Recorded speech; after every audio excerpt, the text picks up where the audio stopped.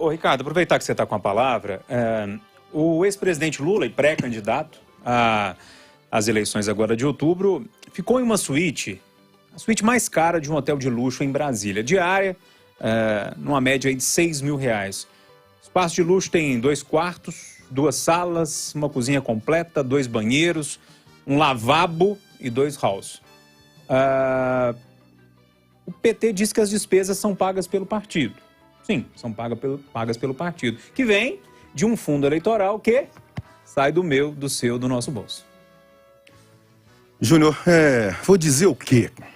É revoltante, Júnior, é asqueroso, olha, é um verdadeiro esculacho isso, sabe? A gente está falando de R$6.000 por dia, estamos falando de 5 salários mínimos por dia. O presidente torrou, em 2 dias, 10 salários mínimos apenas com hospedagem. Você lembrou bem, ele ficou numa suíte, a suíte tem 180 metros.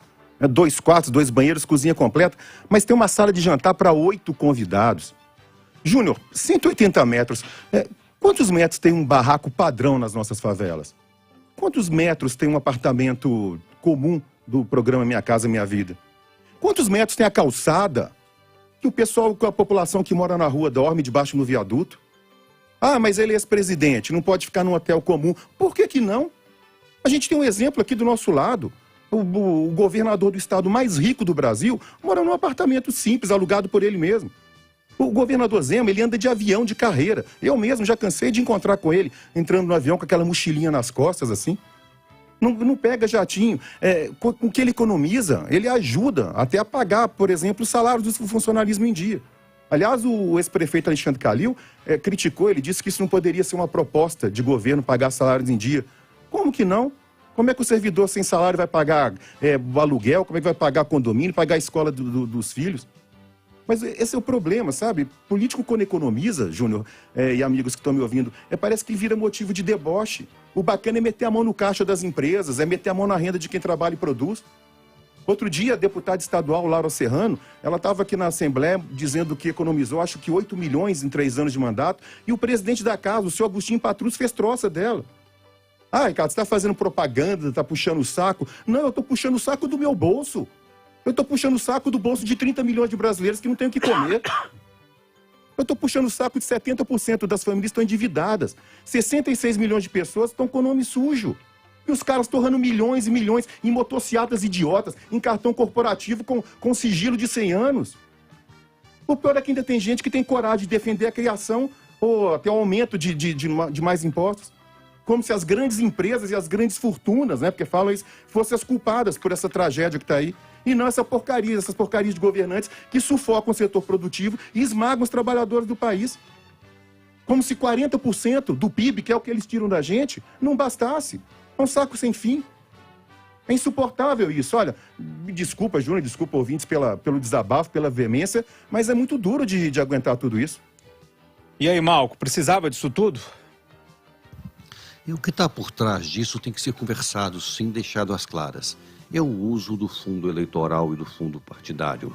Um dinheiro que chega como um cheque em branco, que pode ser gasto como quiser pelas autoridades. Os fundos partidários são usados para, às vezes, comprar carro, alugar casas de luxo, pagar segurança para candidatos, às vezes despesas pessoais. No caso do presidente Lula, um hotel caro, sim, fora da média. Lembrando que estamos falando de um ex-presidente. Da mesma maneira como o Ricardo bem lembrou, as despesas com as motocicletas, também com a segurança que envolve um evento como esse, gasto com cartão corporativo. Essas despesas todas, seja de fundo eleitoral, seja gasto de governo corporativo, caem nas costas do povo. Ricardo está correto no seu desabafo. Ô Lucas, como é que você vê essa situação aí? Os políticos não vão aprender a gastar menos nunca?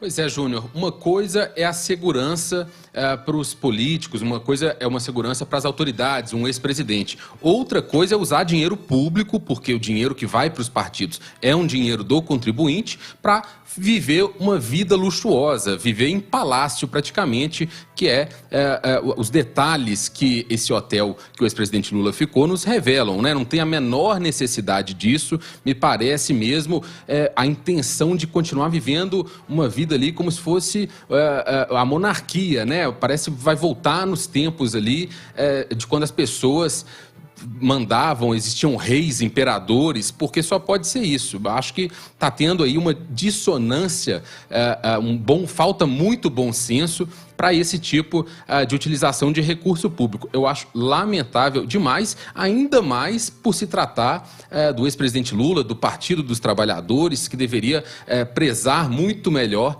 pelo dinheiro público e também fazer ali uma premissa contra... enquanto as pessoas passam fome na rua, existem aí esses dirigentes, esses poderosos vivendo à base do luxo. Para mim, isso aí é inadmissível, é surreal a gente ver esse tipo de situação. Ô Rita, algo a acrescentar aí? Arremata pra gente? Arremato, sim. Estamos falando do ex-presidente que tem ódio da classe média. Eu repito, ele tem ódio da classe média porque ele nunca trabalhou.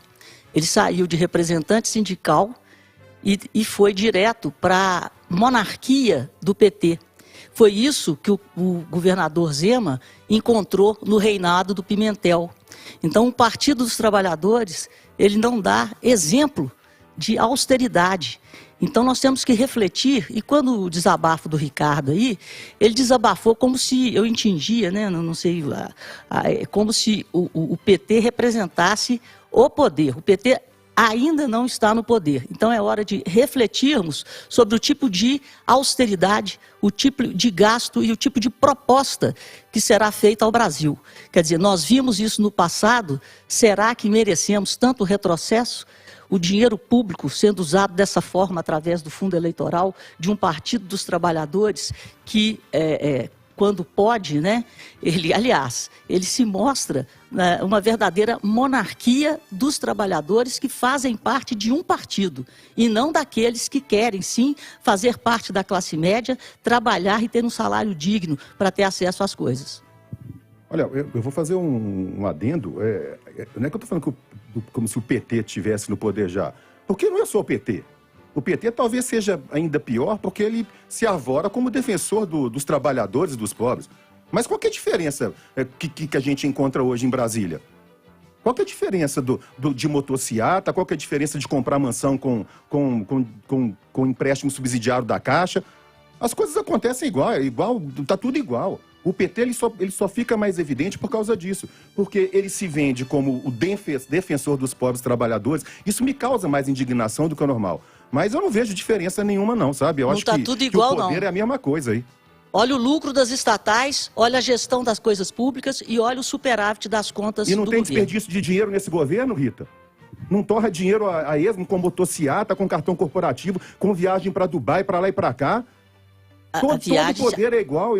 Eu sinceramente, eu acho que a gente precisa mudar, opinião minha, tá? Com todo respeito. A gente tem que mudar essa postura de parar de defender e passar pano para governo, porque a gente gosta de um ou de outro. Eu não estou passando pano para ninguém, eu estou falando de números, eu estou falando de caixa, de gestão. Eu estou falando de realidade. Eu também. A realidade é que as empresas públicas estão recuperadas. Então o país está maravilha, então não tem inflação, não tem gente passando fome, está tudo bom. Eu estou vivendo Isso é uma questão global.